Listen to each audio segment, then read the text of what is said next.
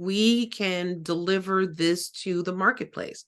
And Right. with partnerships like with you and with other organizations, we can deliver it to the world. Mhm. We really don't need them, Right. but we do need each other. Right. We do need each other. And I think that this type of content should be in the world. So, but how do we get it out there? Well, we all band together and we do it together and we get it out there and then we create our own economic reality.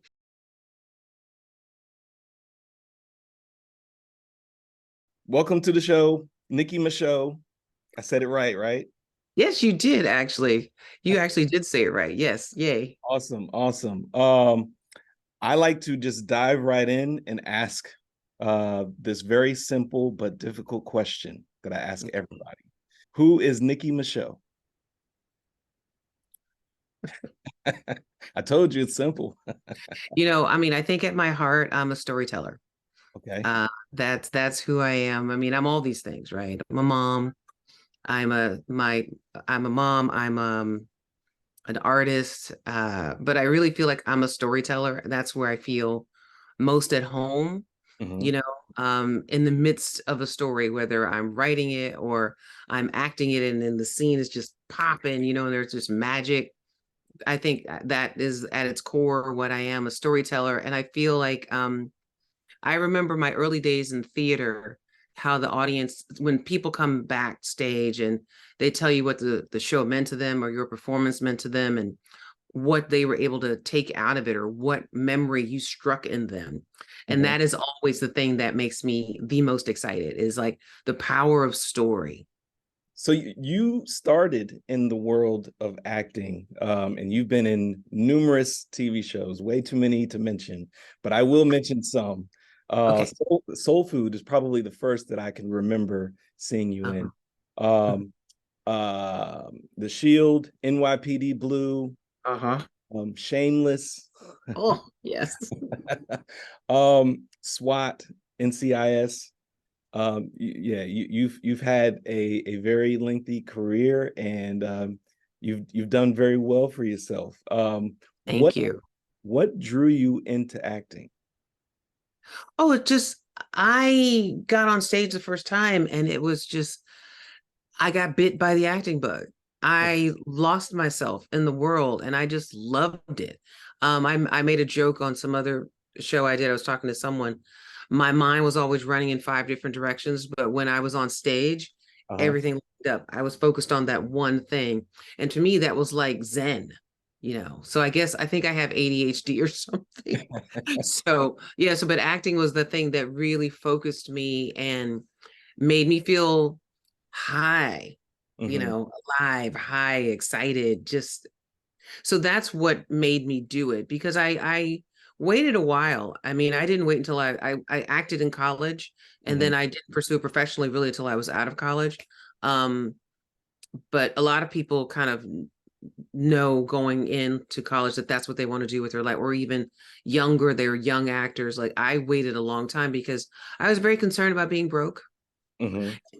And I was like, I don't know about that. That seems hard, and I didn't want that hard life. And I came to acting only because I loved it, because it was not a great financial choice. Like in terms of looking at the landscape of what can you do outside of college? Oh yeah, I'm gonna go to LA and live on my friend's couch. Right. Let's do that.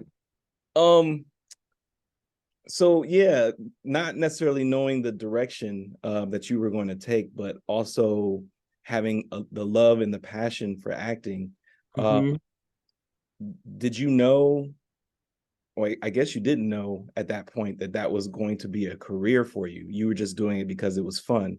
At what No, point did you know that this could be for real for you? oh no, once I made the decision, Hmm. it was going to be a career. No, I Oh, had decided. okay. I had decided, no, that I was not only was I go, well, my first goal was get healthcare. It was my first goal. I had to make enough money to get in the union to get healthcare. I had decided this is what I was going to do because I did other things. I tried to do I was working on getting my PhD in political science. Hmm. And I was kind of in that world and understanding how academia worked and how to get tenured. And I was not happy. And Right. then I looked into what it would be like to work in public policy, working for a politician. And I was like, all of these things are hard, Yeah. but none of them are really what I want to do. Uh-huh. So when I decided to act, it was really I was very clear that um, at least the ends would justify the hardness of it. So I made a decision. I wasn't that there was no turning back. And I think that's probably why I was successful. Is like once I made the decision, I was all in. And what was it like once you booked your first gig? And then not only from when you booked your first gig, but when you received your first royalty check or paycheck? Only, the one that I really remember was my first big commercial, which Okay. was a Snapple commercial, which paid me so much money that I went and bought a Honda. And I was so excited because I was driving a $700 Volkswagen Bug with like no paint. So I was so happy. And I remember I had this money and it was just enough, I think, to pay for the down payment. I couldn't even buy the car outright, but I Mhm. could qualify to buy the car because I had a pay stub. And I remember going to the guy who was my mechanic, my VW mechanic, and I was like, well, I got this $2,000 and I could trick out my VW. I could paint it. I could do that gas thing you told me about. He's like, go buy a car. I'm like, are you sure? Right. And so I bought a Honda Civic, and that was like, it lasted me a very long time, a I was very gonna long. say that you chose the right car because Honda Civics take a licking and keep on ticking. I kept driving that car all the way until I got my first TV show and my first baby, and then finally, leveled up to, a nicer car. But no, that car never did die. Someone finally killed it. Someone just drove it into the ground. But those Wow. cars last. Wow. Where are you originally from? Are you from Houston? LA? No, I'm from Houston. Houston. And so um you moved to LA to pursue acting. Yes, I did. Tell me tell me a little bit of what that experience was like, relocating and trying to navigate in the acting world early on. um, it was hard, I guess, new city. I had a handful of friends. We all moved together. Okay. Um, on the bus, dropping off headshots. That was back when, you had an actual 8x10 headshot and we mailed it places.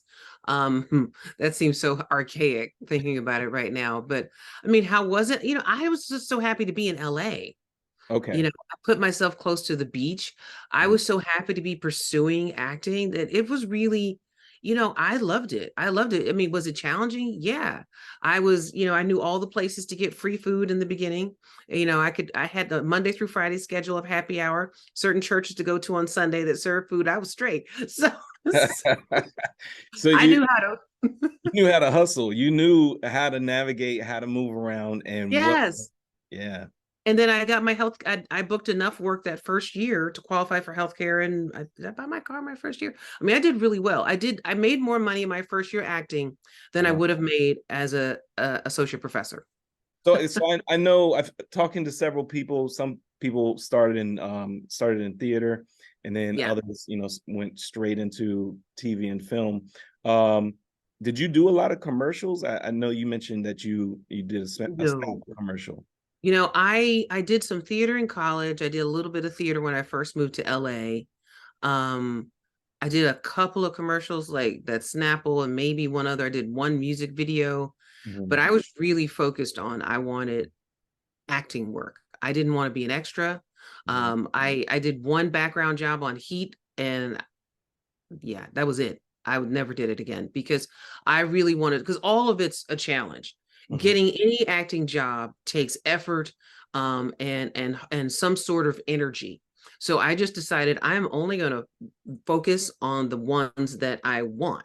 So Mhm. like I wanted to be on like a show like LA Law when I first came, and then I wanted to be on ER. So I focused, how am I going to get on ER? And I got in front of the casting director, and eventually, after like 6 or 7 times auditioning, I booked a guest star on the live episode of ER, which really kind of started my career. But I was really focused. Mhm. Like I didn't even do voiceover work back then because again, I was like, I got to focus because I had a goal, which was I have to be able to make a living at this and I have to be able to get healthcare. So I don't have time to figure out all these things. I needed to be, and also I was doing it because I loved it. Now, Right. commercials was cool for money, but wasn't the art that I wanted to Right. do. So Exactly. I didn't leave my program Mhm. to do Snapple commercials, you know. So I Right. was Right. that was so I wasn't really interested because that was also a hustle. You know, there's commercial casting directors all over town. You got to bring them headshots. You got to show up for those auditions. That Mhm. is a grind. And I Mhm. was like, no, I'm good. I'm just going to focus on the work that I want to do and pray for the best. And that worked out. And I really still believe that even in terms of now that I'm writing and directing, you know, I chose to do my first film, which was a very personal story to me, to Mhm. try to figure out what is my voice as a director, what is my voice as a writer, and before I start taking on other people's projects, like let me figure me out, you Right. know, so that I even know what am I trying to say, Right. you know. And I think that that's really a very important thing for an artist to do because all of it's hard, Mhm. all of it. So let's talk a little bit about, before we get into the directing, let's talk a little bit about the Yeah. writing. Yeah. Um, have you been writing just as long as you've been acting? Yeah, actually I have. I mean, I started, dang, I was writing my poetry in college, Mm, um, which I kind of had picked up and dropped. But then I started really focusing on screenplays, I want to say like 15 years ago. okay. It feels about, it was a while ago. I mean, definitely, yeah, God dang, time flies. At least 10, 15 years ago, I have been writing, and it's a challenge. I mean, just Yes. learning how to write. And I've studied so many places. So maybe half the time I've been really serious about writing. Right. And a part of it is finding your voice. And then there's another aspect of your writing style. And are you actually writing it correctly? And what is correct? Because I've seen so many different scripts written so many Yeah. different ways. Yeah. How do you know what is the right process for you and what would be accepted in the industry and what wouldn't be accepted in the industry? Well, So, I think that there are certain things, I think there's certain industry standards in okay. terms of formatting, Hmm. um, that and act structure that Hmm. I think that are kind of non-negotiable, especially for a baby writer. But in terms of finding my style, you know, I do a lot of reading in the genre that I like, a lot of write. Yeah, I do a lot of reading in the genre that I like to write. Hmm. Yeah, to sort of help guide me. That's what I did. That's what What I did. what genre is that? I love action thrillers. Oh, So yeah, so I'm a big, which is funny because my film okay. Summer of Violence is a drama, but there's a lot of thriller in it. It's a lot of thriller in it, Good. and I tried to create a lot of tension because I want you to be like, oh, what's going to happen? That's my whole thing is like really driving up that tension. Mhm. So I read a lot of that stuff, political thrillers, Mhm. sci-fi thrillers, action thrillers. So I read a lot of that to understand what's what does it feel like? You know what I'm saying? Because in terms of how much when you do the action, how should it look on the page so Mhm. that people can come down the page with it, or when do you need to compact it? Like I remember reading Terminator, when James Cameron scripts, and Mhm. how really poetic and visual some of his descriptions are Yes. compared to like the guy who wrote The Bourne Identity, like how they take you through that action, just take you down the page. Mhm. um and I like to absorb all of it so that I can write an effective script. And then what I'm hoping is that over the years I start to figure out my own voice. um Not that you're copying, but I don't know, I think I think you have to know how, Right. and then you find yours in it. Does that make Right. sense? Yeah. Yes. In your writing, um, do you find yourself giving more dialogue or more of the action of what's happening? You know, it depends on the scene. You know, of course, in an action scene, there's a lot of action. There's a lot of description. Right. Um, the dialogue for me, it de- sometimes I feel like I do overwrite things because as an actor, I'm playing the scene out. I'm doing an improv in my head between all the characters. Right. And I'm literally just like, oh, hold on. What she said, what you say? Okay, cool. And I'm just like, I'm just catching what's there. There's a scene going on in my head, and Uh, I'm just watching it. I'm trying to take dictation. So sometimes it can get a little long. So it's interesting because the writing and then the rewriting process is going back through it like, okay, do I need 8 pages in the right. scene? And revise. Like, and just trying to like, what's the core of the scene? Because sometimes those improvs in my head of the characters can kind of take on a tangent where the scene has sort of lost its focus. It could be, and it could be interesting banter, Right. but it doesn't mean that the scene, it needs to all be in the scene. So it's an interesting, because I have two hats. I'm always flipping back and forth between sort of that free flowing, letting my vibe run and seeing what these characters say, to craft, structuring the scenes, make this work, especially after having directed my movie. I now see a lot of my writing flaws, like certain things that don't serve you when you get to set. Yeah. Um, Okay. yeah, and that I've gotten. So now I have a different hat that I'm able to pop on really quickly. Like, do we really need to say all this stuff? Like, what are they doing? Why are we here? Right. What's happening in this scene? Because I'm already thinking, how am I going to shoot it? And And so, that's, I'm sorry, I didn't mean to cut no, you go off. ahead. But what you're explaining right now, I've heard the term of there's certain people that are on set in some shows, and they're like a continuity Yeah, producer or okay. continuity Well, manager. there's a continuity person like the script supervisor. Yes, where Yeah. they basically make sure everything flows and also makes sense. And do we need to keep Yes. it or do we need to Yes. scrap it? So that's the hat that you're talking about putting Yeah. on quick. Yes. Well, yeah, because I remember my script supervisor sitting next to me asking lots of really great questions when we were filming, and some things I hadn't thought about. But now, as I'm rewriting a film that I wrote a long time ago, I'm rewriting the script. I am Mhm. constantly looking at, you know, does this make sense? Where are the holes? What part of the story am I layering in here? I'm just able to. It was such a great, directing a film and then coming back to writing is invaluable, Right. honestly, because I see so much more now than Mhm. I saw before. And certain things that I might go, oh, I'm going to let this little thing go in the script. And I'm like, no, no, no, no. We must iron this out now. It's too um, powerful to let it go, right? yeah, well, these little things, they Yeah. come back. They Yeah. come back to you. And it's just like, no, go ahead, let's answer this difficult question, because a lot of times it's a difficult question, like how are you going to resolve a certain thing with the character, or how do you deal with or not deal with the character's flaws, or like, how does this scene connect to that scene, just little things that over the course of the script can become large. So Yeah. it's just better to go, especially now that I'm writing sci-fi. So I'm Mhm. building a whole world. Mhm. All questions must be answered. All of it. All of Mm. it must be answered. So I'm here for it. I mean, I love it. I'm so grateful that I got an opportunity to direct and then come back, and work on some of my other passion scripts that are much bigger.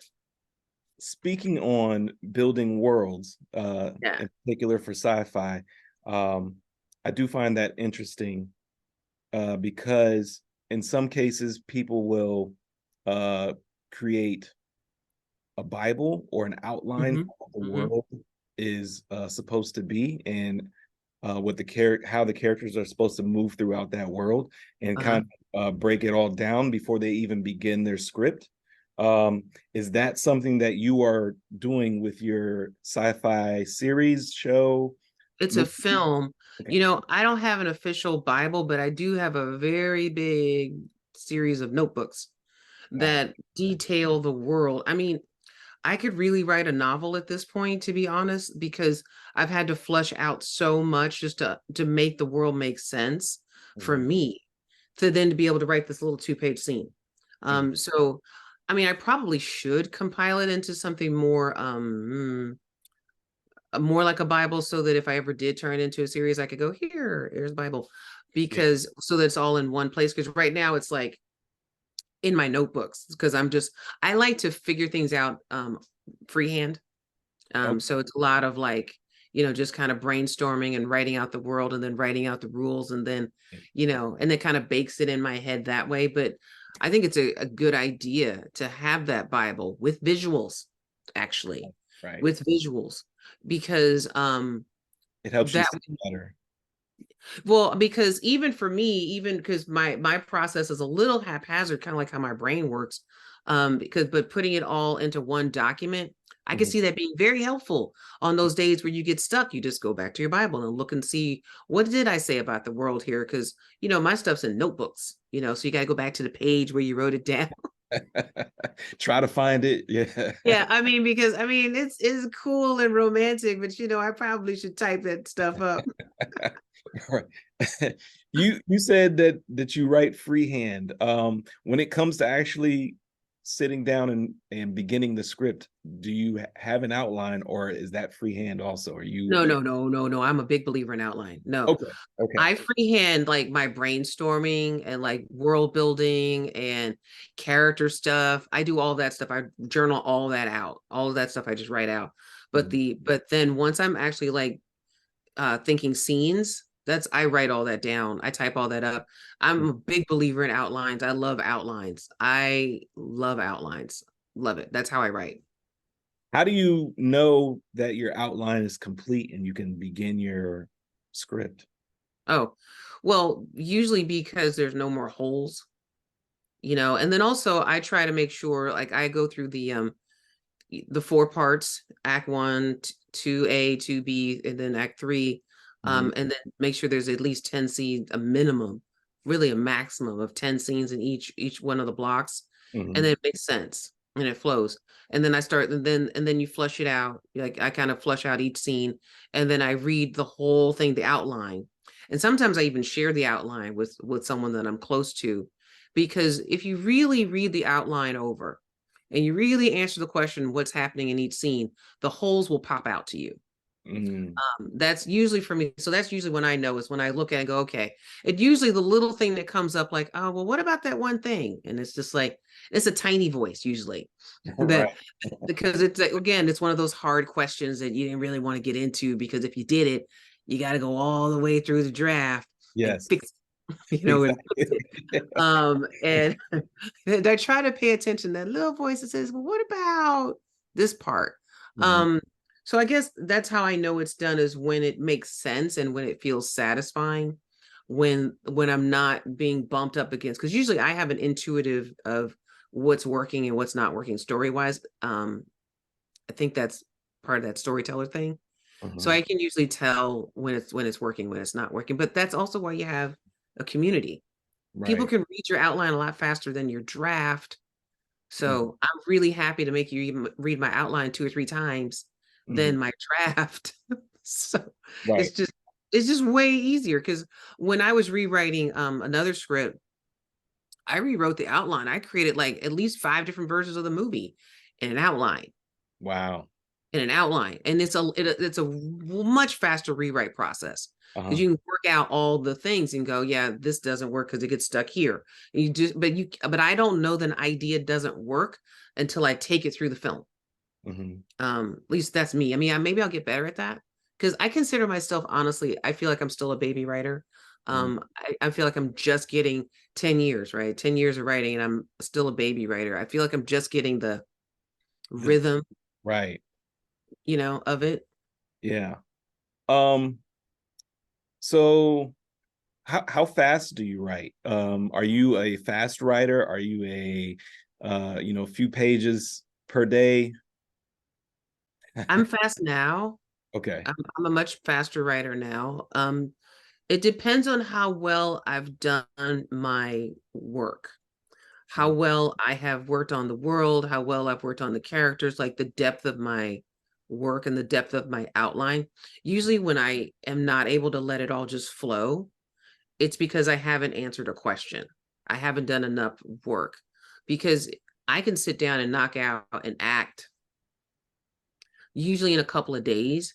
Like, that those sections, those 10 scene Right. sections, in a Right. couple of days because there's a flow, because I've been baking with the scene. I've been going over the outline so much to the point where it's been living in my head. The movie's been in my head. I'm just like taking dictation.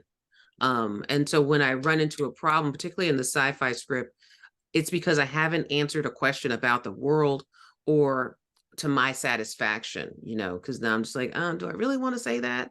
Mhm. Because I answered it, but now I'm like, I don't know if I like the answer. So I kind of have, so that's what I'm stuck on right now. But so I would say I'm much faster than I used to be. The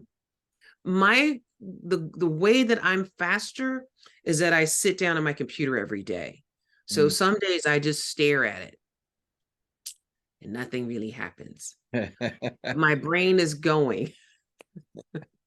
We all go through those moments. That was going to be my next question is what do you do when you're stumped or when you have writer's block? How do you work yourself out of that to get back to the creative flow that you had initially? I don't think that I've really had writer's block because I have been following this advice of turning everything off and don't do anything else for X amount of hours every day. So my writing schedule is 3 to 4 hours every day, same time. Um, and I don't do anything else. So if I have nothing, I can't think of anything. I got nothing to say. I don't know what to do with the scene. I just sit there. Like literally, I'm like, oh my God, I gotta sit here. And I watch the clock because I'm like, I gotta sit here till 11. Okay. And I go, and I have these arguments with myself, like, fine, I'm just gonna sit till 11. I ain't gonna write nothing. I don't care. I'm just gonna sit here. So I sit there and I don't do anything. And next thing I know, oh, well, she could say this. And Right, then because I just shut out any other option. right. And the last thing I try to do is pick up my phone. Oh my God. I leave my phone downstairs. And so when I do that, I don't even notice it. And all of a sudden I'm writing. And even, I mean, I don't think I've ever had a session where nothing came out. Now, I've had sessions where it seemed like nothing was going to come, nothing was going to happen. I've had those, Mhm. but I just sit there, look at the trees, you know, and just kind of wait. Yeah. And then usually it's me being judgmental. Another trick that I do that I learned in a class was I set a timer because Mhm. we had this little exercise to write a scene in 2 minutes. And you all think, oh, I can't write a scene in 2 minutes. You're like, yes, you can. Set the timer, go. Here's the scene, here's the characters, just go, write a scene. And then you'd be amazed. You write this actually kind of good scene in 2 minutes. So sometimes what I do is go, okay, I don't feel like doing this scene. I'm gonna give myself 2 minutes to knock this out. Okay, go, 2 minutes. And so the competition, because I take my focus off, I can't think of anything to, oh, I'm just going to write whatever for 2 minutes. And it just sort of, it's these prompts to get me outside of my head Mhm. and out of that circular thinking, and then I can have a flow. Hmm. Yeah, you like that one, huh? Yeah, I did. It's I pretty did. it's pretty handy. It's pretty handy. It's like, so Uh, if you say like, oh, I want to write 5 scenes, like, okay, 2 minutes per scene, I can do this in 20 minutes. And this right. becomes its own challenge. And Yeah. then next thing you know, you're not even thinking about it. You're just in your flow. I'm gonna have to steal that. I'm gonna have to Oh, use that please. myself, yeah. Yeah. Because oftentimes I do find myself the ideas will live in my head and I know they're good ideas, but once it comes time to writing them, and I also have to get better at outlining too, because like you were saying, you have to Oh make yeah. sure everything flows and you have every piece of the puzzle before you begin writing. And sometimes I initially come from the world of kind of freestyling it or Yeah. writing as I go because a lot of Yeah. ideas will just flow that way for me naturally. Yeah. But yeah, I do have to kind of get myself more into that structure.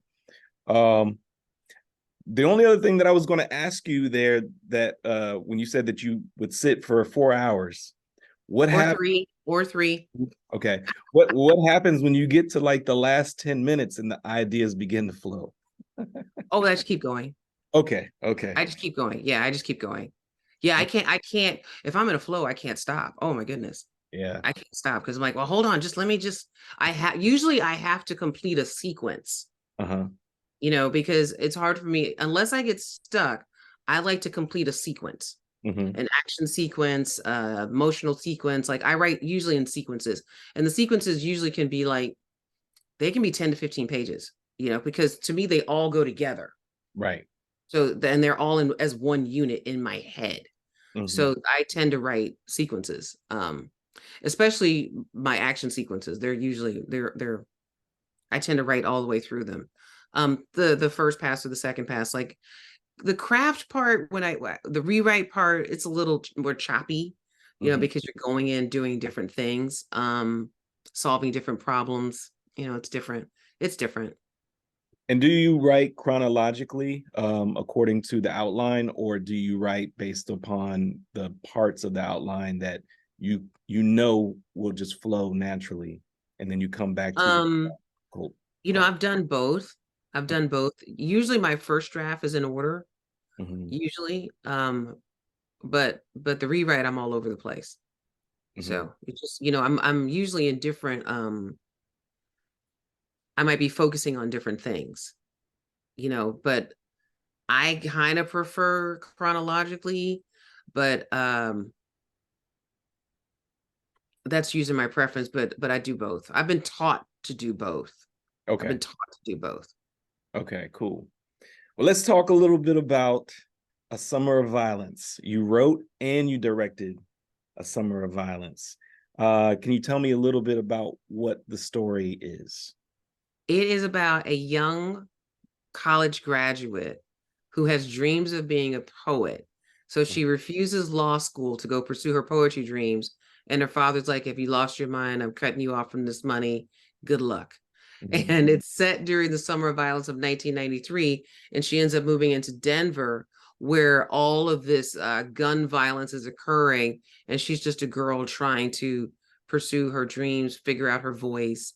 And Mhm. it's this beautiful kind of love story set in a very traumatic time period. And I Right. like it because I feel like coming of age for folks in the United States of America looks like this, Mm. because there is so much violence. There's a lot of and I don't and no neighborhood really can escape it. When I wrote it, a lot of this stuff was in the 90s and a lot of gang violence. But Mhm. now it's just everywhere. Yeah. Yeah, you're absolutely right. You can't escape it. And you said that she wants to be a poet. Uh, Yes. you took the poetry from your, is that from your walk of life? Because That you're is also a poet. those are my poems. Those are my poems when I wrote when I was 20, 21 years old. I popped them in the movie. I was like, I literally was like, oh, let me find that journal with all those poems, and just like, oh, this one. Yeah. Did you keep the poetry original, or did you go back and revise? Because a lot of times your thoughts and ideas from when you were in your 20s, you want to keep it as I true. didn't touch it. I didn't Good. touch it.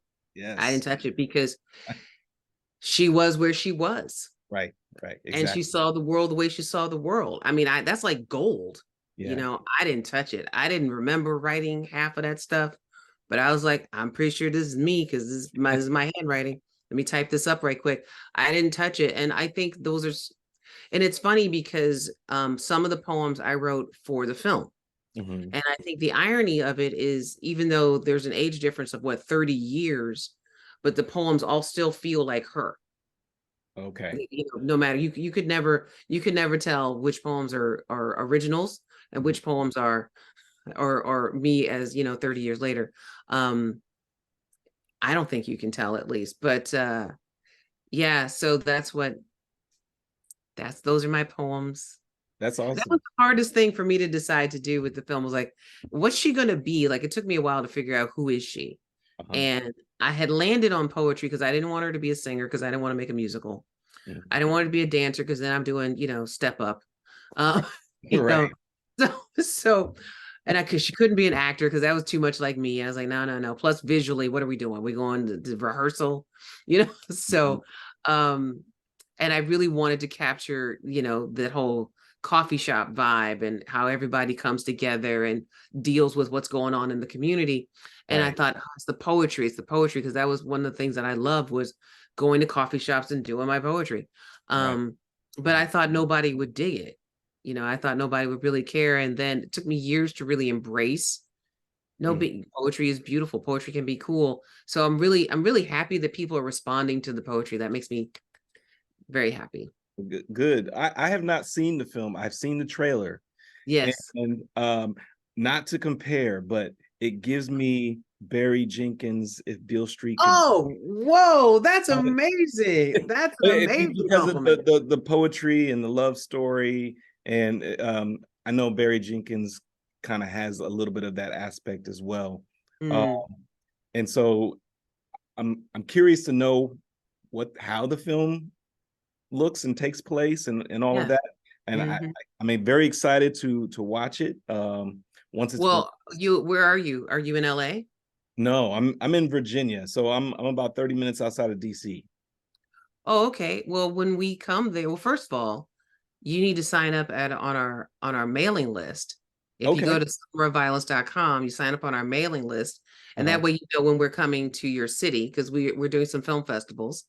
But Oh, we're also going to be nationwide in theaters, God willing, nationwide in theaters. And so we need everybody on board because we want to be able to reach out and let everybody know we're coming. I would love to be a part if you Yes, ever make it into this area we're and coming. you're holding an event.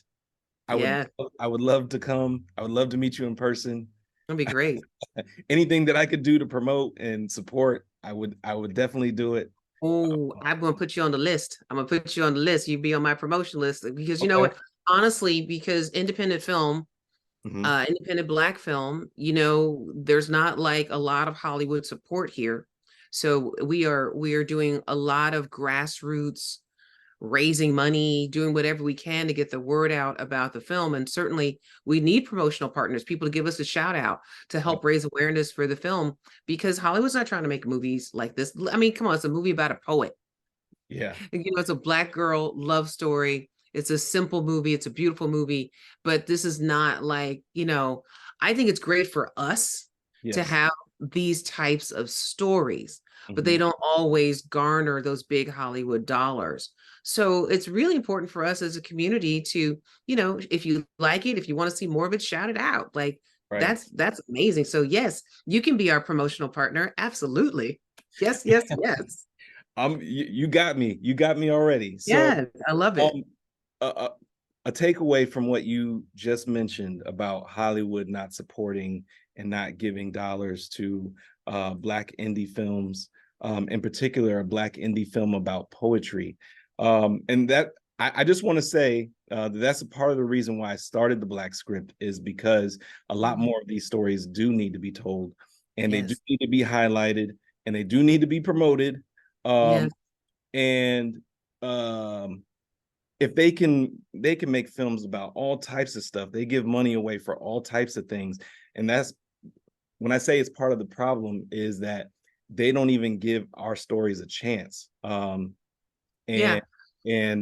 they have to understand our walk of life and some of the things that our culture provides to understand how important this a film like this could be for the Well, Black and brown community.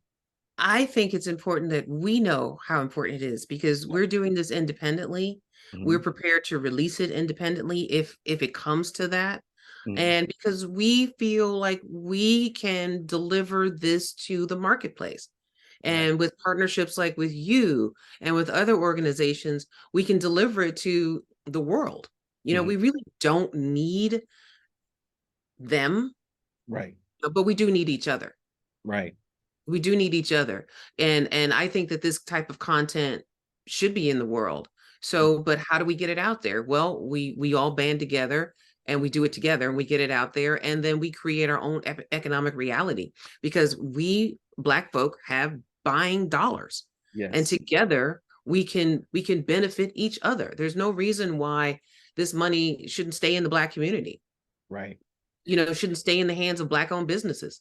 We have buying dollars, we have buying power, we have we're technologically savvy, we know how to pivot, Yes. we are Yeah. resilient, and like you Yeah. said, we don't necessarily need Hollywood, and that is what we are seeing that's happening right in front of our eyes. Yeah. A Yeah. lot of people are transitioning, pivoting, and moving to different spaces that will accept them. And we now have the ability to have the know-how and to share the knowledge to do everything ourselves. And that's one of the beautiful things about this disruption. I mean, there's bad parts, but one of the things is we can get to the marketplace. We can get to the marketplace. I mean, I was able to make this film with my amazing crew with a black investors, sorry. Wow. Two black investors, independent, completely independent. And this is not going to be the first project that we do. And now we want to get it to the marketplace. So like, okay, well, let's build those relationships. Let's get it out there and deliver it to the people, and then put this on rinse and repeat, because there's so many stories that deserve to be seen. And there's so many, I also believe the Black audience deserves to be gone after. Like, I want to try to reach those folks, because that's why I'm making it, is I'm making stuff that I wanted to see. Like, I wanted to see a Naomi like that. I wanted to be all in her head and learn all about why she ticks and why she does these things. And I think other Black and brown women would want to see this as well. Actually, I think a lot of women would want to see it, because we're more alike than we're different. And that's the thing people don't realize, is like, this is really a film for everyone. But people think they see all these Black and brown people, they're like, oh, it's a Black movie. Anybody can identify with wanting to follow your dream. Anyone can identify with like trying to struggle, like when there's gun violence on every corner. Who can't identify with that? Anyone can identify with trying to, get a relationship right with your father, male and female. So this is a wide appeal movie, but a lot of times the structures will say, oh, it's got these Black characters, so it's a Black movie, and we make it smaller. Right. And our challenge as creators and entrepreneurs is to say, no, let's deliver this to the masses. Let's figure out the best way to get this product out there and get people talking about it, so that it can actually be seen. Right. So that's the challenge that we're in right now. I mean, it's incredible. I am having to stretch in ways, I mean, but I am praying a lot, and I really feel like God is guiding the path, because I have, there's this old thing my mother used to say, and my grandma used to say, God doesn't give you a problem you can't handle. Yes. Because there were some days where I was looking at this film, and we were kind of dealing with the onslaught of what the industry was telling us about the marketability of the film. And it was just like, oh God, this is a mountain. But it's just day by day, step by step, and believing that this film can talk to people, can speak to people. So, and it's just the first one. Right. First of many. First of very many, because y'all ain't ready, because I got that sci-fi thriller. Y'all ain't ready. I'm telling you, I got you. Y'all don't even know. And we need more of those too. We need more. Oh man, I love that stuff, man. I want a line around the block, like popcorn. Get your popcorn, your wine, and bring your friends and get ready, because I love stuff like that. I love it. Me too. I didn't mean to kind of derail a little bit, but you gave so much good information. I wanted to keep going. And you answered some of the questions that I had anyway, when I asked, are you going to put it in theaters, or is it going to stream? Well, the goal is theaters. That's the goal. Yeah. And I think that we can do it. I believe that we can. Do you have any advice from the director standpoint for aspiring directors? Being that you have directed a feature film, is there anything along the way that you saw or that you think you could have done different? I think the most important thing is to give it a shot. Like, do it. That's what I say. Like, don't worry. There's no perfect time. I mean, I've got 2 kids. I'm a divorced single mom. There's no good time. And if you really want to direct, you just have to do it. And I would say for your first project, try to surround yourself with as many experienced people as you can. You want to be the newest one on the block, not the most experienced one, because it's quite a thing to do. So you definitely want experienced people guiding the way, helping to support you fulfill your vision. Have a vision, Mhm. We can get clear on what you want to say. Yeah. And as far as putting this project together, how Mhm. did you go about casting, and also finding the right people to help you bring your film together, like the crew, the cast and the crew? Well, the casting was, I didn't know any 20-year-old actors, 21-year-old actors. Mhm. So I leaned pretty heavily on my casting director, who was amazing, Christy Lugo, amazing casting director, just really helping me to find all this new talent. I mean, like Casey had, I think, one job before she did the movie, Oh, one guest star actress on TV, yes, and then she was leading the film. So, and she's just a raw talent, just raw talent, just love her to death. And then the crew, I've been in the business so long. I've been talking to, first of all, I've been talking about making this movie at least 10 years. So, oh wow. and so, yeah, I've been talking about, thinking about, plotting, trying, failing, starting again, a So long. what so what Mm, what got you to start at this point? I Was it had the money. okay? Well, I had the money, but I had gotten to the point in 2022, like after the pandemic, really just like, I'm so tired of talking about making a movie. I am going to make this movie. I'm Mhm. going to find some COVID loan money. I'm going to do whatever I can. I am going to make this movie. I don't care if I shoot this thing for $50,000. I'm Right, going to make this movie come hell or high water. right. I made a decision Mhm. to make the movie. And then like magic, the money showed up. And Mhm. so I was like, oh, and I didn't, because I hadn't even asked anyone. I was literally trying to figure out ways to like, you know, cobble together a budget and just go shoot this film, which would Mhm. have been crazy, honestly. That would have been a really bad idea. But then the investors just showed up. Like, hey, we're thinking about getting into the film business and we want you to be in Mhm. charge. So the investors that you're working with, they're Mhm. very new to this space as well. Oh yeah, no, this is our first rodeo. Okay. Johnny Wimbrey and Brian Mitchell, my investors. This is our first project together. For better or worse, we're in it, we're doing it, and it's learning a lot along the way. But just Mhm. very excited because we all have the same vision. And this goes back to what I talk, because they're both entrepreneurs. And Mhm. it's all about, really believing that we deserve to see ourselves in all types of facets. And not only that, we deserve to build the business structure where we can financially benefit off of our own art. Yeah. Yeah. Yeah. Being that you worked on both sides of the field, you've actually worn three hats: actor, writer, director. Do you Okay. think you will take what you know from directing and put that into how you approach your acting, and also how you approach your writing moving forward? Well, I mean, it's already impacted how I do my writing, but for acting, I don't know. I mean, I feel like I know I've been acting for so long and I know so many tools. I'm not sure. I mean, we'll see how Mm.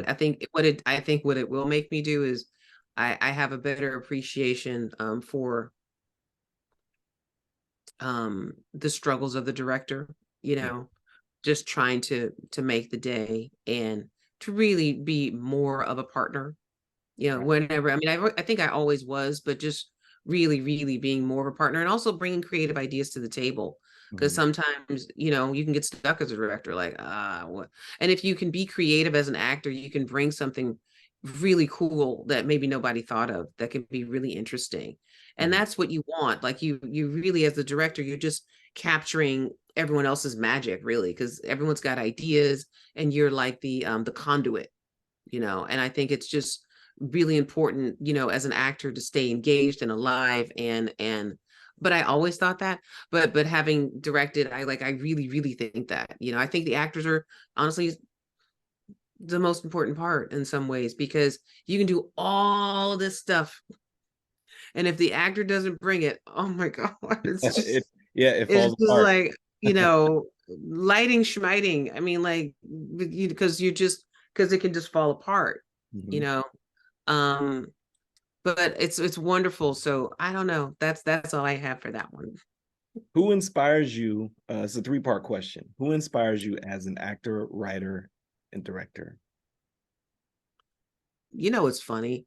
I've been watching the morning show and they're all so good. Yeah. They're all so good. I mean, all of those actors are just so good. The entire cast, like top to bottom, just really, really solid actors and that I just love. I mean, I think so many actors. I mean, I could list off all the big ones Mhm. who I absolutely love. Like Viola's amazing. You Mhm. know, I always have loved Michelle Pfeiffer. Yeah. I love, I mean, I just so many, so many, so many, so many, so many people. But you know who I really, really, really like, honestly? Michaela Cole and what she did on I May Destroy You on HBO. I mean, she is a Yes. powerhouse. She's a Yes. powerhouse. And that she was so, and I think that she wrote that, but just being willing to be so raw. Mhm. Oof. Mhm. I mean, I had a, That show was actually how I was introduced to her because I didn't know any yeah. work before that. Mhm. Yeah, so so I'm really inspired by really brave like writer directors like that really just do that. And as a writer, I mean, gosh, my friend in Kate, she's like amazing. She's a showrunner on All American, and now Found is about to come out, and it's so good. And Kate, she's so good. She's just such a great writer, and her world building is just. I am so impressed. I've known her since before she got her first writing job, Mhm. and I've watched her career over the years, and I've always been so impressed with, just her storytelling, Mhm. and in a way to capture a world and make people and capture your heart. So I love that. And then of course I love James Cameron's scripts. I love Aaron Sorkin's probably my favorite Aaron scripts that I Sorkin. love to read and stuff. Yeah, he's Yeah. great. I've been reading the Chicago 7 and like, oh my God.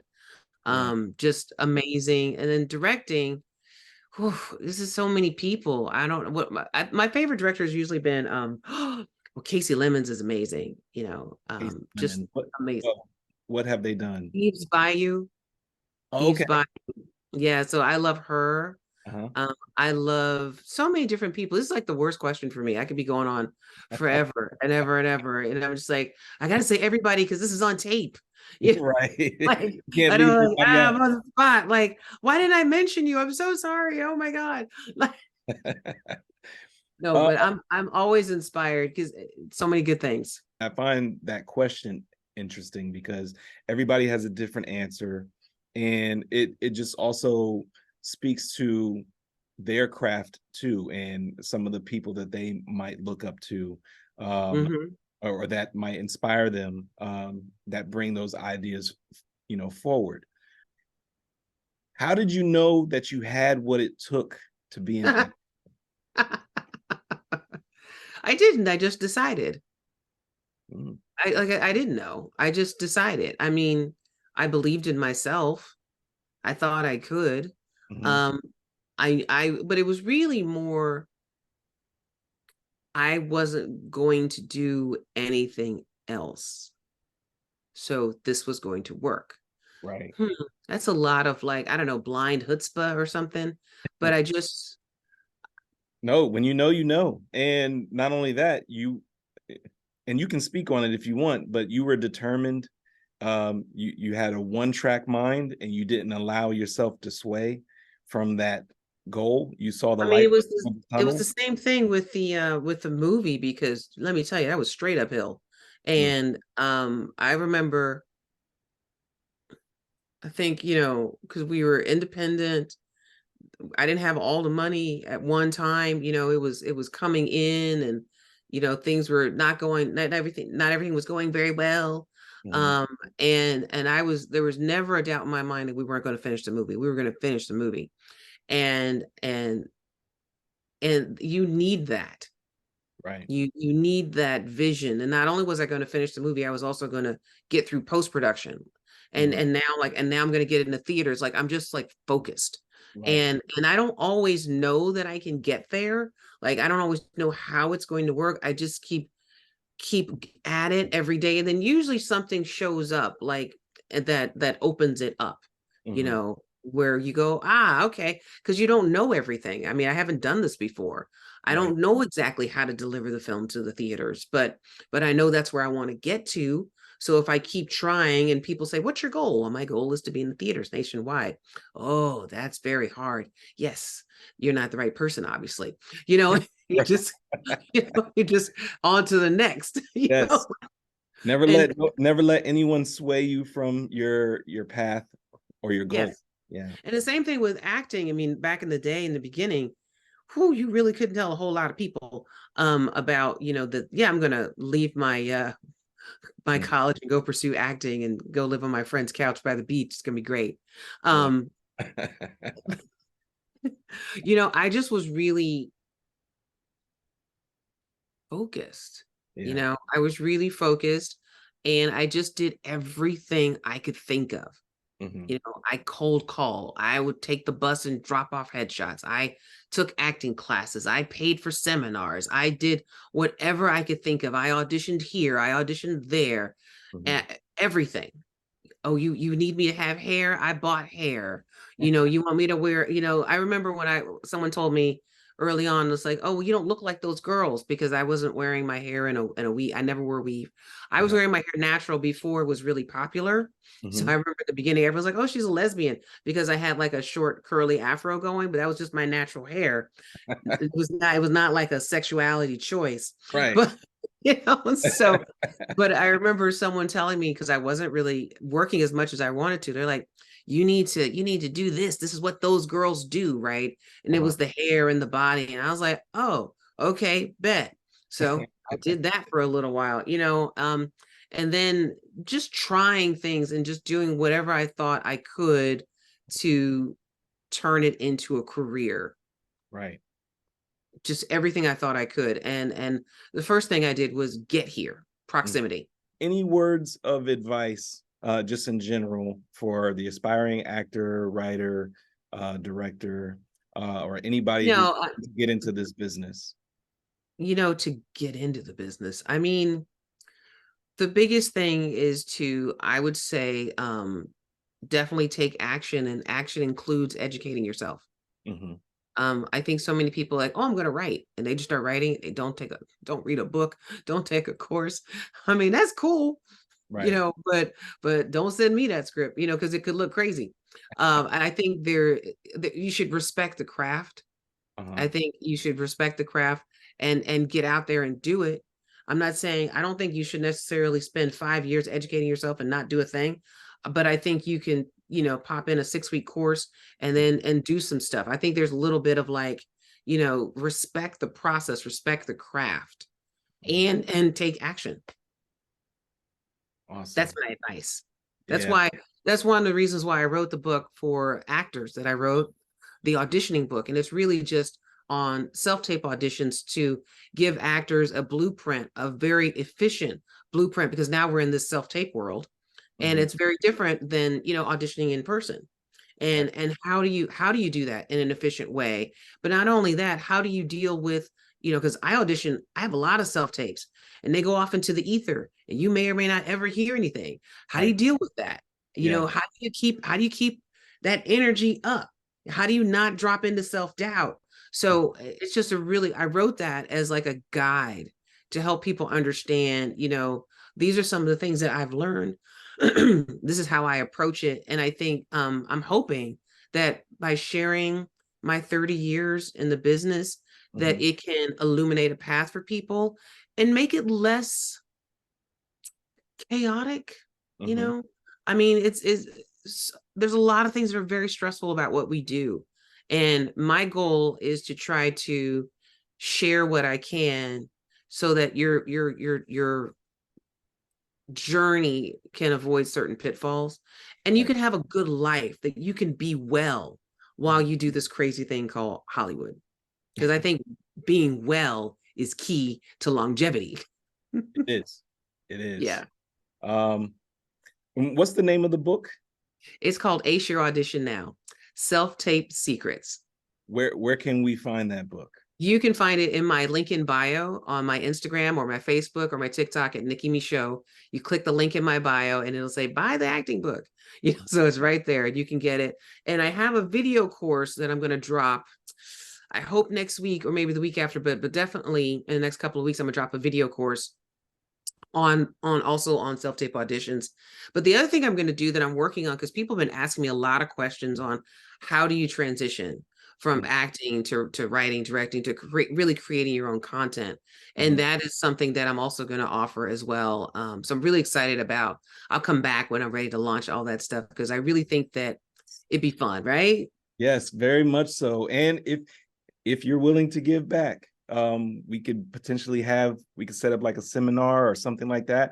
Oh, that could be fun. Have people come on and join, and you can, yeah, We I'll could give do a you the little floor. Q&A, a little Yeah, Q&A. a little Yeah. Q&A. Any questions that they might have, that would be awesome. Yes, I think so. I think it'd be really good. I like that idea. Let's do that. And just so you know, I am Yes. a fan. I am a supporter. Thank you. I built the TheBlkScript to help. And so in any way, shape, or form that I can help, I'm more than happy to. Um, I and appreciate you having me on so much. It's my I pleasure. truly appreciate your time and your presence. Um, and I would love to have you back in any capacity. And yep, Nicki Micheaux. Thank you. Thank you. Thank you. All Yeah, right. no problem. You have a good one. You have a good night. All right. I'm signing Thank you. off. Okay, take care. Bye bye.